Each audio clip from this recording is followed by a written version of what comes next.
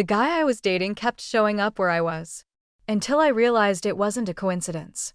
You know that feeling when the universe seems to be nudging you toward someone?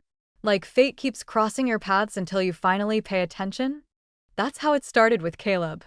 I'm Ava. I was 26 when I met him.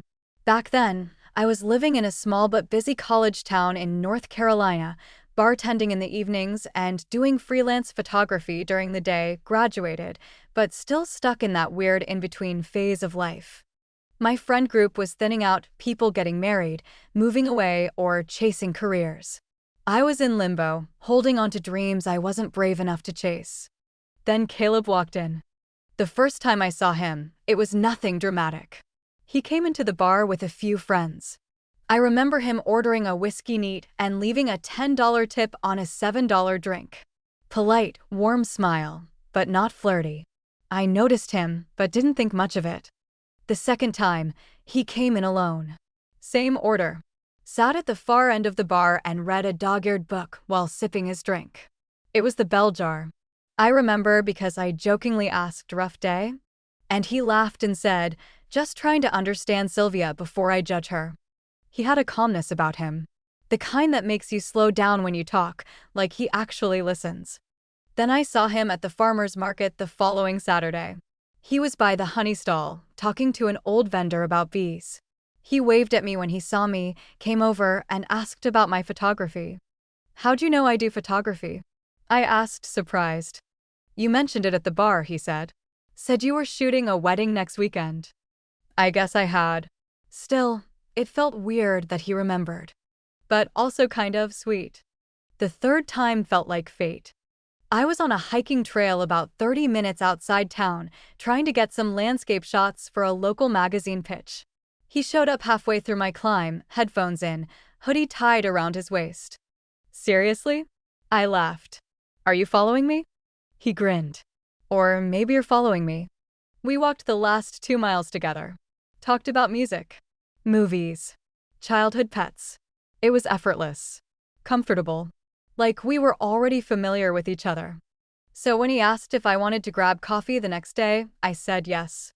The first few weeks were magical. Caleb was thoughtful. He remembered small things I said in passing, like how I loved lemon bars or that I hadn't seen Eternal Sunshine of the Spotless Mind. He'd show up with a lemon bar and say, "Just in case today was hard." Or he'd send me Spotify playlists that matched my mood. I wasn't used to being seen like that. My last boyfriend was distant, kind, but emotionally unavailable. Caleb was the opposite, present, engaged, consistent. But then I started noticing things. Little things. Like how he always seemed to be exactly where I was, even when I hadn't mentioned where I was going. One night, I stopped by this hole-in-the-wall taco truck I loved. It was after a late shoot, completely spontaneous. I didn't post about it. Didn't text anyone. I was barely even dressed decently, just a hoodie and leggings. Caleb pulled up 10 minutes later. "Whoa," he said with that same easy smile. "Craving tacos too?" I smiled, but inside, something felt off. "You come here often?" I asked. "Sometimes," he shrugged. "Late-night hunger strikes." Maybe it was a coincidence. The next day, I tried something. I went to a park I'd never been to out on the west side of town. I didn't post about it. I left my location off. Just me, my camera, and my headphones. An hour in, I turned around, and there he was, jogging down the path. I froze. "Hey," he said, cheerful as ever. "Didn't expect to see you out here." No, I hadn't told anyone I was here. That night, I didn't sleep well. I talked to my best friend Margot about it the next day. "Maybe he's just really into you," she said.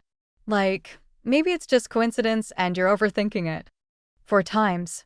I asked. "For places I didn't mention?" Margot shrugged. "Do you have your location shared with him?" "No. We're not even Facebook friends." "Could he be tracking your phone?" That stopped me cold. "No," I said immediately. "That's insane." She looked at me. "Is it?" I decided to test it. I told Caleb I was spending the afternoon editing photos at home.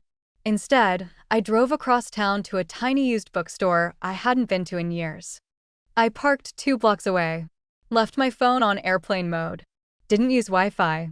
I wanted to be untraceable. I stayed there for 2 hours. No sign of him. Then I left. Got in my car. Drove to the gas station near my apartment. He pulled in behind me at the pump. He waved. Smiled. "You just get back?" he asked casually. My stomach dropped. "Yeah," I said slowly. "Just running some errands." "Cool," he said. "I was just heading to your place, actually. Thought I'd surprise you with coffee." I smiled. But every muscle in my body was tense. I didn't sleep that night either.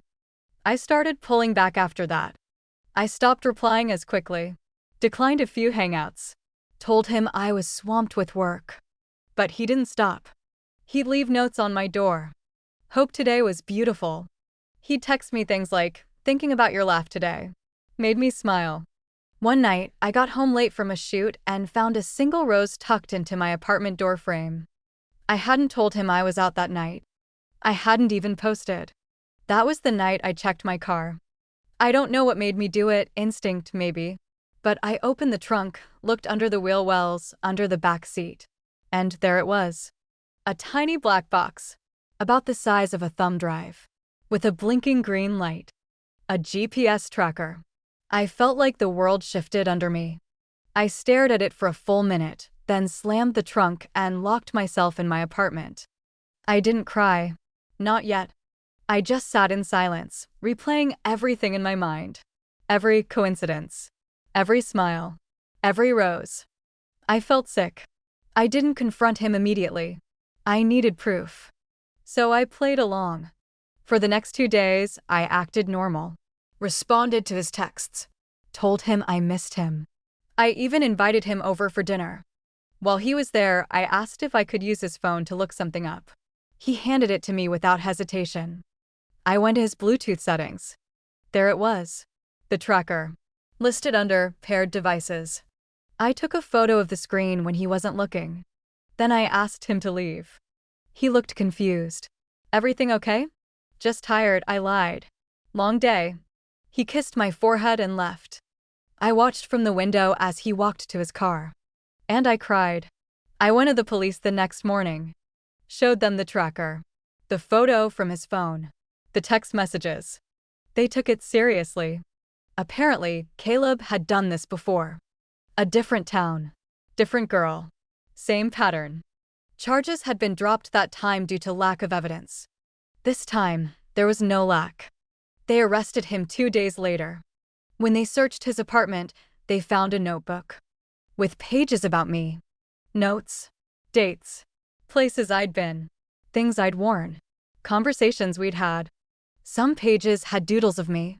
Others had fantasy scenarios, marriage, vacations, children. It was obsessive. Detailed. Chilling. I went through a rough patch after that. Therapy helped. So did Margot. And eventually, time. I had to unlearn the idea that being seen always meant being loved. There's a difference between attentiveness and control. Between romance and obsession. It took me months to stop looking over my shoulder. But eventually, I started to heal. A year later, I started dating again. Not seriously. Just testing the waters. I met someone. He was quiet, kind, respectful of my space. A little awkward, but genuine. On our 3rd date, I told him everything. The whole story. He didn't flinch. He just listened. When I finished, I said, "You probably think I'm paranoid now." He shook his head. "I think you survived something terrifying. And you're still standing." Moral of the story. Sometimes love wears a mask. And not every person who seems perfect for you is safe for you.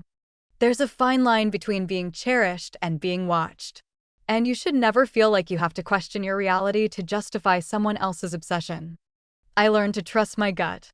And now, I teach others to do the same. Because sometimes fate isn't fate at all.